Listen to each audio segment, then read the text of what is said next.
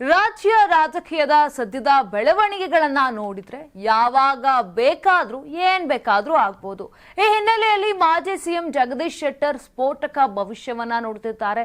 Siddaramaiah DK Shivakumar ನಡುವಿನ ಸಂಘರ್ಷ ರಾಜ್ಯದಲ್ಲಿ ಸರ್ಕಾರ ಪತನಕ್ಕೆ ಕಾರಣವಾಗಬಹುದು. ಈಗಂತ ಹುಬ್ಬಳ್ಳಿಯಲ್ಲಿ ಜಗದೀಶ್ ಶೆಟ್ಟರ್ ಅವರು ಒಂದು ರೀತಿಯಾಗಿ ಸ್ಫೋಟಕ ಹೇಳಿಕೆಯನ್ನ ಕೊಟ್ಟಿದ್ದಾರೆ. ಕಾಂಗ್ರೆಸ್ ಪಕ್ಷದಲ್ಲಿ ಎಲ್ಲವೂ ಸರಿ ಇಲ್ಲ, ಪಕ್ಷದೊಳಗೆ ಆಂತರಿಕ ಗುದ್ದಾಟ ನಡೀತಾ ಇದೆ. ಒಂದೆಡೆ ಸಿಎಂ ಸ್ಥಾನ ಪಡೆಯೋದಕ್ಕೆ ಡಿಕೆ ಶಿವಕುಮಾರ್ ದೊಡ್ಡ ಮಟ್ಟದ ಪ್ರಯತ್ನವನ್ನ ಮಾಡ್ತಿದ್ದಾರೆ, ಮತ್ತೊಂದೆಡೆ ಸಿದ್ದರಾಮಯ್ಯ ತಮ್ಮ ಕುರ್ಚಿಯನ್ನ ಭದ್ರಪಡಿಸಿಕೊಳ್ಳಲು ಯತ್ನವನ್ನ ಮಾಡ್ತಿದ್ದಾರೆ.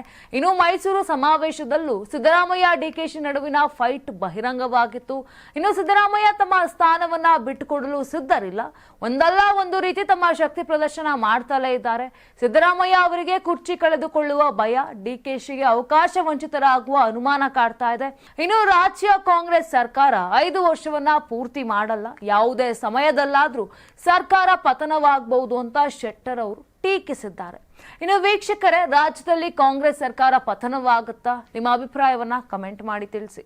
ನಾನು 86 kg ಇದ್ದವಳು 71 kg ಬಂದಿದ್ದೇನೆ. ವಯಸ್ಸಾದ್ಮೇಲೆ ಸ್ಮಾರ್ಟ್ ಆಗಿ ಕಾಣ್ತೀರಾ ಅಂದ್ರೆ ಜಿನ್ನಿ. 126 kg ವೇಟ್ ಇದ್ದು ನಾವು ಈಗ 114 kg ಲೆಕ್ಕ ಬಂದಿದ್ದೀವಿ. ಯಾವುದೇ ಸೈಡ್ ಎಫೆಕ್ಟ್ ಆಗಿಲ್ಲ. 84ರಿಂದ 50 kg ಬಂದೆ, ಆಮೇಲೆ ಸಣ್ಣಗೆ ಫಿಟ್ ಆಗಿದ್ದೀನಿ. ಅದಕ್ಕೆ ನಾನು ಯೂಸ್ ಮಾಡ್ತಾ ಇರೋದು ಜೀನಿ ಸ್ಲಿಮ್.